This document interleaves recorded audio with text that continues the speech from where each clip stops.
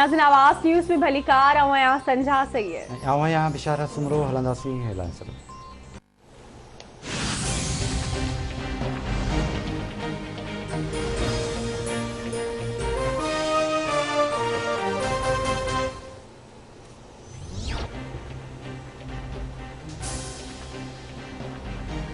Sindh public service commission जा 2018 खां वरितल इम्तिहान ऐं मुक़ररियूं रद्द। Sindh high court Hyderabad bench जो भर्तियुनि बाबति वॾो फ़ैसिलो। पब्लिक सर्विस कमीशन चेयरमैन ऐं सेक्रेटरी खे मुअतल करण जो हुकुम।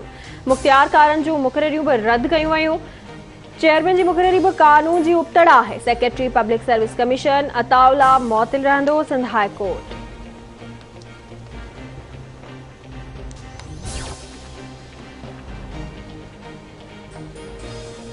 माहौलियात जी बेहतरी ईंदड़ नस्ल लाइ बहितर आहे। मुल्क में नेशनल पार्क्स लॻाइण ऐं वण पोखणु ज़रूरी आहे। असांखे 10 अरब वण लॻाइण जो हदफ़ पूरो करणो आहे। माहौलियात जी बेहतरी लाइ चीन तमामु घणो कमु कयो आहे। वज़ीर आज़म इमरान ख़ान जो तक़रीब खे ख़िताब।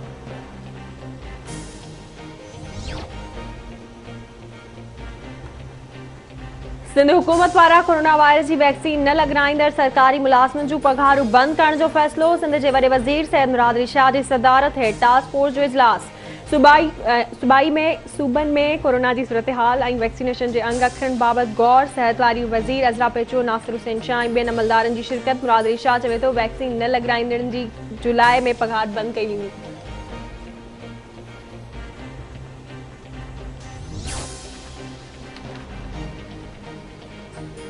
ॾखण एशिया में सभ खां वधीक महांगाई पाकिस्तान में आहे। अटो हिकु साल में 28% महांगो कयो वियो।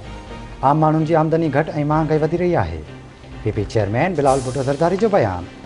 चवे थो पघारुनि लाइ कर्ज़ वठंदड़ हुकूमत माशी महाज़ ते नाकाम आहे। तवानाई में घटिताई बावजूदि तरक़ी में वाधि खिल जोगी आहे।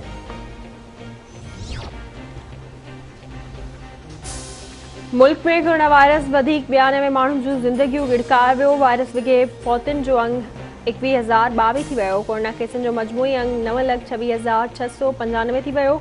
गुज़िरियल 24 कलाकनि दौरान 2,028 नवां केस रिपोर्ट। हिन वक़्त ताईं 8,52,574 मरीज़ वायरस खे शिकस्त ॾेई सिहतयाब थी चुका।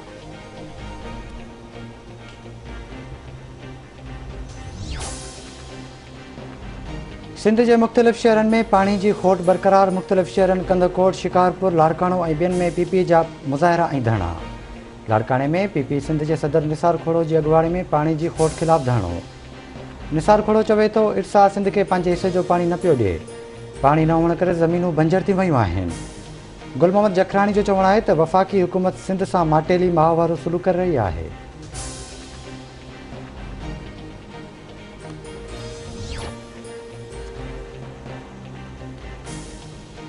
खानपुर वेझो ॻोठ बख्तावर शहर में हथियारबंदनि जी फायरिंग में नौजवान अमजद शहर मारिजी वियो। पोस्टमार्टम बाद लाश पार्सल हवाले।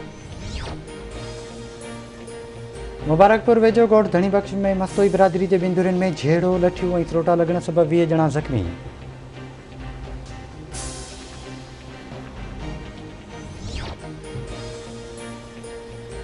सरहद वेझो ॻोठ नबी बख्श बोहड़ वासी नौजवान वहीद बोहड़ जे अगवा जी तस्दीक। वहीद बोहड़ जी बाज़ियाबी लाइ वारसनि जो औरतुनि समेत एहतजाज। मुगदी खे बाज़ियाब कराए ॾिनो वञे, वारसनि जो मुतालबो।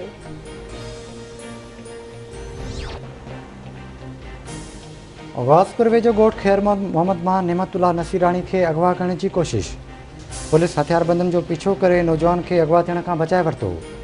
पुलिस जवाबदार फज़ल रहमान उगाई खे गिरफ़्तार करे वरितो।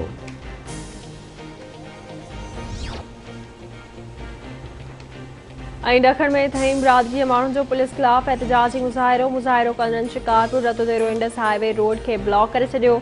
एहतजाजी मुज़ाहिरे सबबि केतिरियूं ई गाॾियूं बीहिजी वयूं। ॻोठाणनि जो चवणु आहे त पुलिस मेहूं चोरी कंदड़ जवाबदारनि खां रिश्वत वठी आज़ादु कयो आहे।